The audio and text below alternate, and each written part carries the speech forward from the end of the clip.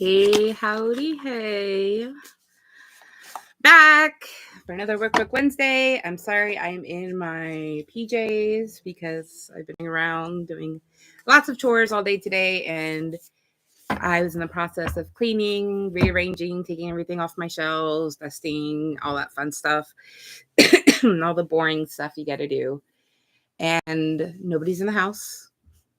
My brother's at work. My husband's running errands, and then he has his appointment he's going to do while he's out. So I figured, let me go ahead and get on here and do a quick Workbook Wednesday, get back in the swing of things and hold myself accountable because I'm not always great at holding myself accountable. And I did have therapy today already, which is kind of good. So I got some talking stuff out, and I have some things I have to work on, like shame and guilt, which is like a really big sticking point for me because shame and guilt are so intertwined in everything that we do and say and read, and it shouldn't be. Shouldn't. That's my key, is not to use the word shouldn't, because shouldn't automatically ties into shame. And we often think we are wrong, which creates shame. And in fact, we did something wrong, which is just guilt. And trying to figure that out, and wish that was spoken to me in that way back in, let me close these a little bit. Back in my youth center days, back in my inpatient days, because that would have given me a lot more time to work on that aspect and understand that phrase more. I had a hard time understanding it, because why do we have the word shame if we're not supposed to be using the word shame? Does that make sense? So I have the 4 agreements I have to read, which is something that I have seen consistently but have not picked it up. I have I Hate You, Don't Leave Me, The Quiet Room, Toxic Parents, IFS, cptsd stuff. I do not have the 4 agreements, and I think it's going to be, I don't like saying this, but it feels gross. And that's something I came to terms with today, was in my therapy, the mere fact that I didn't get enough compliments or positive criticism. I guess that cancels each other out. Any positive critiques, anything to help grow, I got like the bare minimum of. I got it so little that it actually, it's bad for me. It's hard for me to accept compliments. Like I want to puke. I want to curl up in a ball. I want to run away and hide. I want to stab things in my ears. There are certain things that I have learned to accept compliments through, that is just, I'm always going to get my eyes, my hair, my tattoos. I could easily just pass them off. They're I don't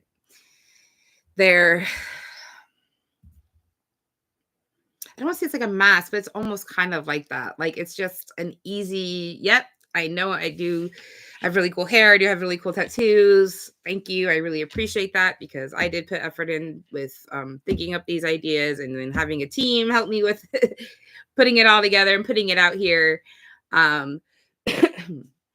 So, but what I learned, like, knowing that my mom wasn't able to give me enough good compliments, good things, good sayings, good advice, good positive traits. I always had to focus on what I did wrong. Why did I do it wrong? Learn that lesson without, without anything, that now, like, I am sickened by hearing it. And if I accept these compliments, I think I'm a narcissist. How vile is that? How sad is that? That's I couldn't even get the bare minimum of good compliments, unless it was about my outside features, which is why I have tattoos now, because I don't care for my skin, because that's all anyone ever looked at me, was my dark hair and my blue eyes and my tan skin, because my mom always took us to the beach. And like, I was exotic looking, but I didn't like that. I didn't like that. Those were things that I couldn't control. I was born this way. Like, I can't control that. So why are you like giving me compliments or appreciating those things instead of appreciating what I'm learning and becoming. So that is a hard pill to swallow, that like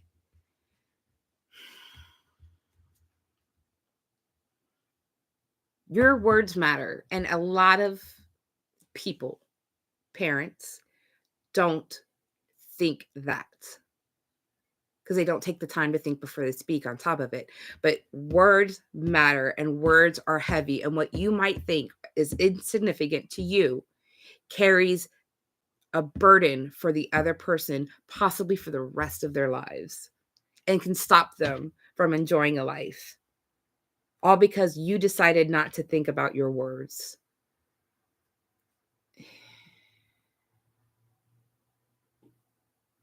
It's so sad. Like,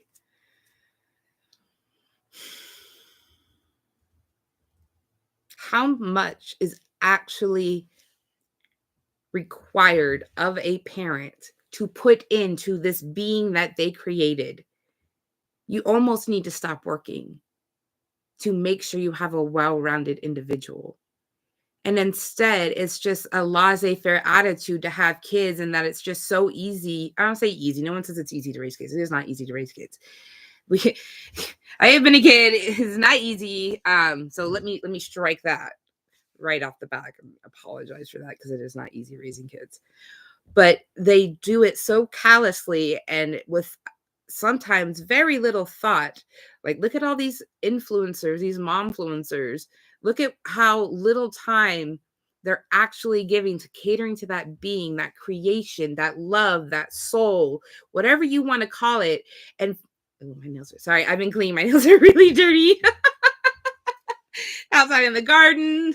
But to actually that moves into that one being, and you're splitting your time between possibly a partner, work, possibly social media, this child, any pets or cleaning you have to do.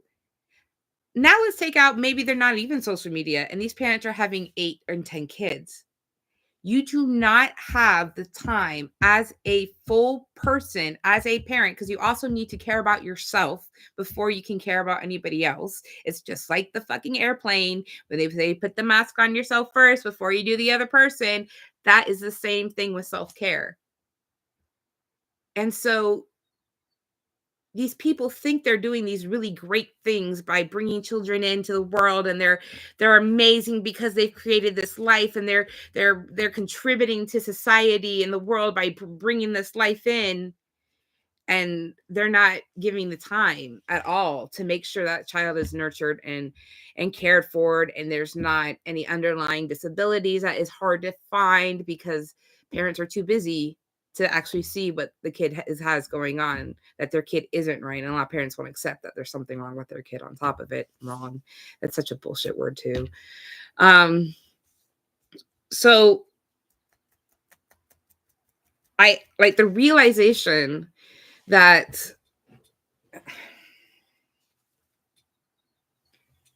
so much is required to have a child. Like, I'm so glad I didn't have children. Like, with my mental health,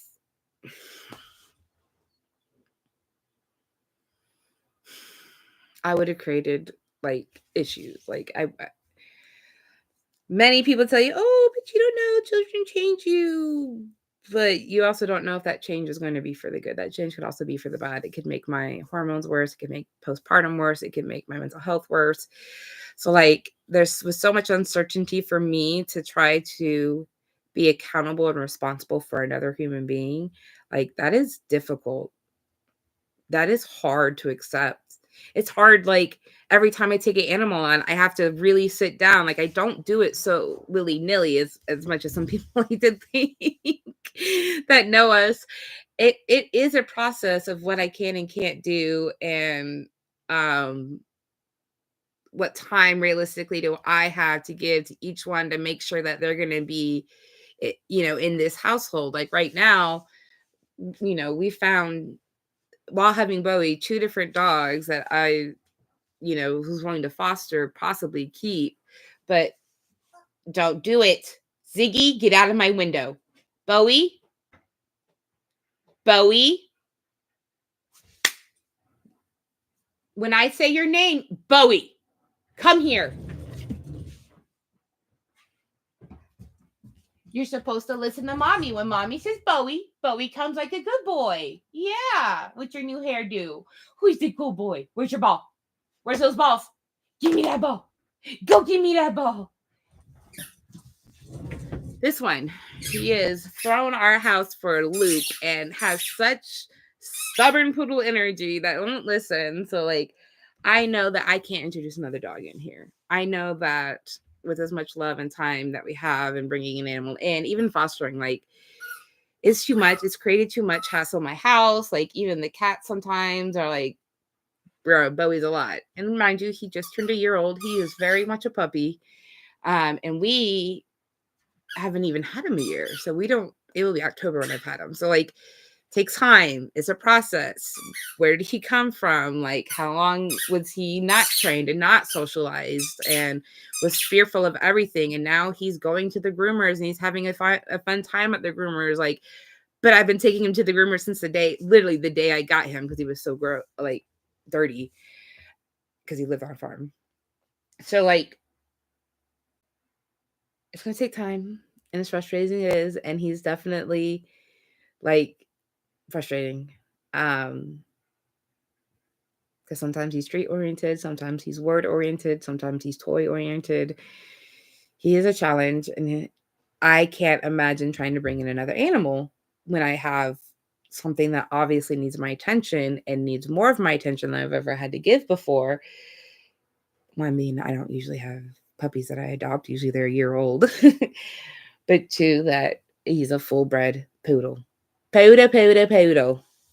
So, circling all that back around, the fact that, like, there wasn't enough positive reinforcement. That's the word I was looking for. There wasn't enough, I remembered it because of dog training. Positive reinforcement in my life that now I pretty much almost villainize real compliments about me or my worth or my value because of not hearing good things. Enough good things. Not saying that, like, because there wasn't good things that automatically means bad things, because a lot of times I found a way to work around my mom's schedule, which is something I'll get into when I get back to my history. Is that I found her schedule and how, like, I was able to work around her schedule, where most of the time I hopefully just got silence. Silence was better than anything else. As much as I craved, like, every time she tried to sit on the couch when we were watching TV, I got so excited, like, oh my God, there's a chance to bond. And it was very rarely a really good bonding moment, but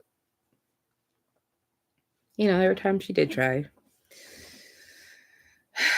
I just wish she'd try now, knowing, like, because of her past, it made her a difficult parent, and it made her abusive. And there is time to make up for that. There is time to learn and grow, especially when you have one at least child that is trying to learn and grow and be better and understand and not hold things against them, except they don't want to make the effort.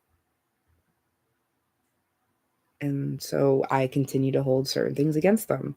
I'm not a fully healed person by any means. And I still hold some grudges, and I would like apologies for things. And I'm sure with time, and now that I'm definitely in cptsd or PTSD, like trauma therapy, because I am actively in that mode, maybe I will learn to be able to let go of things and change a story about myself. That's another thing I have to do. I have so much I have to do. I have to change the story about myself, try to get rid of shitting and shames, maybe find a new story for me try to be more aware of corrective experiences and read the 4 agreements and look at Brené Brown for shame and guilt. So I have quite a bit of list of things to do. I can get the book. That'll be the easiest thing. But I guess when I start reading the book, maybe something that's, if anyone watches, is interested in also reading, I will start highlighting and talking about things and hopefully bringing them into focus and explaining them in a way that makes possibly more sense or doesn't make more sense, because sometimes I confuse myself too much. So today I got my DBT deck and my BPD deck. I'm going to pull out my random cards that stuck together because these are new. Accepts is the moniker. I know what it stands for. But I have one of the C's, comparisons. Draw healthy comparisons between yourself and other people.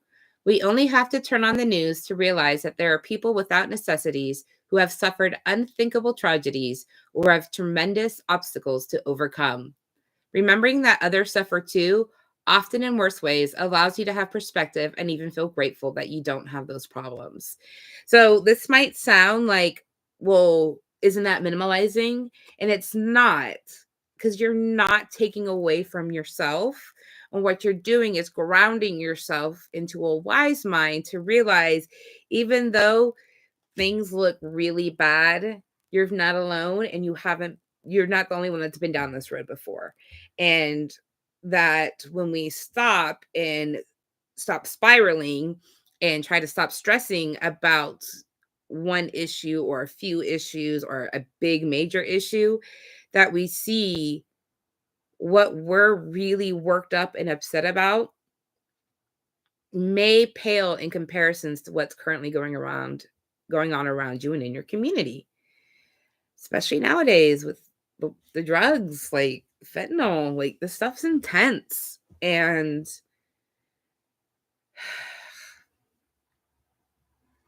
I do see so many other people that are not afforded the luxuries that I have been afforded. Even though I have an intense past for a child, it's not a scale. It's not this or that. You have to have all of these to have a bad childhood. You don't. Everyone.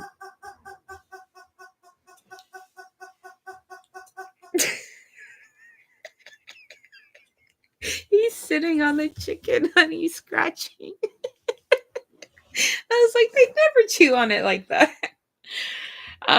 So when we compare, we don't want to take away or add to. We are just literally looking at the situation and going, okay, maybe I need to have more emotional regulation in this situation. Maybe I need to be more educated in this situation. Maybe I need to go find more tools in this situation. So that way, I will be able to find a solution where if I look at around me and look at my community, not everybody has these tools. Not everybody has these options. Not everybody has, like, even family to rely on, even friends to rely on. Sometimes they just have their pet. And when they quite literally only have their pet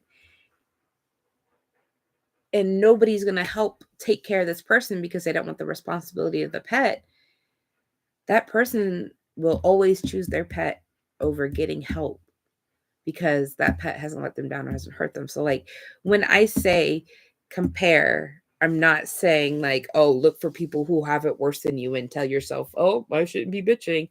Not at all. Bitch. You're allowed to bitch. Just don't spiral. Just don't keep going down. Try your best to pull yourself together and find ways that can help your situation.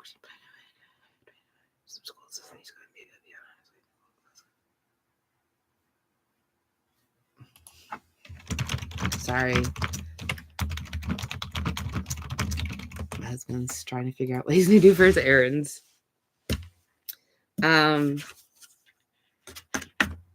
Yeah. I don't like feeling grateful off of others' suffering, but seeing like what we thought, looking back in our childhood and what we thought was bad or gross or strange or weird or people who had it better. And then we compare ourselves to what we're looking at now. You tend to realize, hopefully, that you've got more than what you saw back then. Hopefully. And that could be in any sense, not just the material sense. Please don't just use that as a material sense, because what if you look back and you were deep in your addiction and now you're not? So those are things to also consider. What does he want? Okay. Okay. All right, let's go for BPD. Oh, BPD, BPD, BPD. So fun. It's always so fun. It's always fun feeling way more than everybody else. Ooh, relationship patterns. Fallacy of flexibility. A common fallacy is that being flexible or agreeable means you're weak or you've lost control. Flexibility is actually the backbone of a healthy relationship. Have you been flexible? Try to listen, assess, and welcome your partner's suggestions. This strengthens your relationship by helping them feel heard. Aha. I know this does not mean flexibility in schedule and availability. This means flexible in your fucking stubborn ass ways. And I get to use this card at the beginning of our relationship when I very much had a lot of learned behavior from my mother going on and was expressing it and not always taking in other people's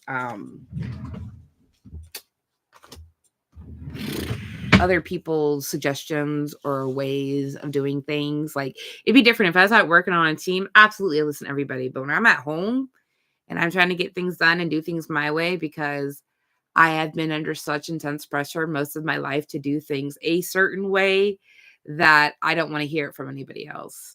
And so,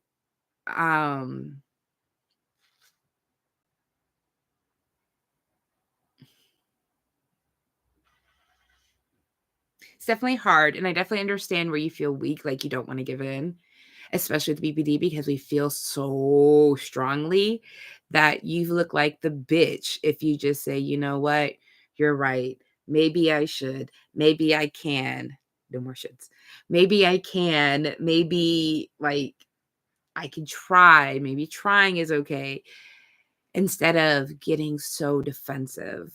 And I had learned at an early age, you can't be defensive when you're wrong. That was kind of slapped out of me a couple times.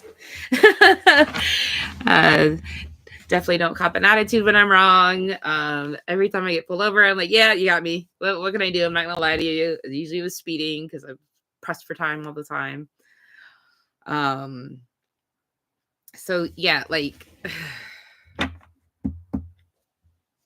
I get having the feeling of saying you're wrong means you lack something. And that's not the case. Because, I mean, I guess it could be the case that you lack information or education on something. But, like, it's because there was a right and a wrong choice and you chose wrong. You know? And that's okay. We all choose wrong. We've all been wrong. Our egos have let us up. Like, or let us down. I just,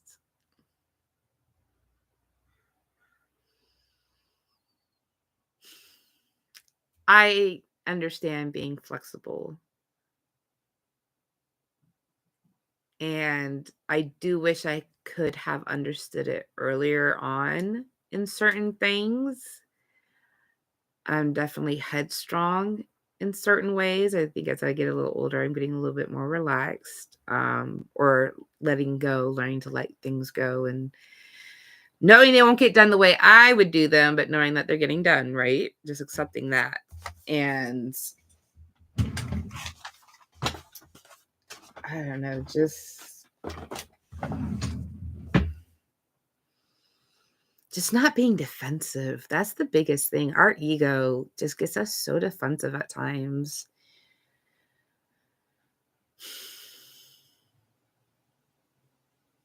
So be flexible with your partners, with your family members, with your friends. If you love them and you're supposed to trust them and know that they're going to be looking at what's best for you, you have to give them those reins sometimes. You do. Because you chose them. And if you don't trust yourself in choosing them, then it's time to seek some more inner reflection and why you don't choose why you don't trust or choose these certain people. Like, does that mean like there's something you need to work on? There's something that is attracting you to these people, or there's some boundaries you need to start setting because you've surrounded yourself with these people. Like me at 19 had no one to turn to. Thought I had no one to turn to. Oh my gosh, my back's so sore. Get my massage on Sunday. I'm dying. So, comparisons and flexibility. Sounds pretty basic. Sounds like stuff we should have learned in elementary school. But when things aren't properly introduced to us, we tend to keep riding that wrong rail. Well, I think I'm going to end it because I think Ryan's going to come home. Oh, I said his name. Whoops. If you didn't know, you know. Now you know. I try my best to keep their privacy. He obviously knows and accepts and knows I might make a mistake here and there. But also like will possibly get on. Possibly also my best friend might come on in August when she visits. So that's exciting. But yeah, I thank you for always sticking by me and the real core 5 people that watch my videos. Yo, you're the real homies. I know a lot of this stuff may not apply to everyone. Could apply to no one, could only just apply to me, may apply to strangers. I just got to get it out there and hope that with me putting things out there and me trying to grow and heal and be better, that it helps others understand and grow and heal too. But mainly I need it. I need to start living and really enjoying. Like, I enjoy things, but I don't enjoy things for me or that I do. Look, I'm out, like the faces I'm making, I just want to go, don't talk nice things about you. Don't talk about accepting yourself, even though you tell everyone else to accept themselves. One day we'll get there. We will. Anyways, have a good rest of your day. Have an eventful week. Possibly me jumping on at the end of the week. I'll see how I feel. It's getting easier now that I'm getting back to the schedule. I don't feel as much pressure, so could look forward to a continuation video of my journey and how I became the way I became. I know I'm still in middle school, but I'll get there one day at a time, one thing at a time. All right, guys. Be well.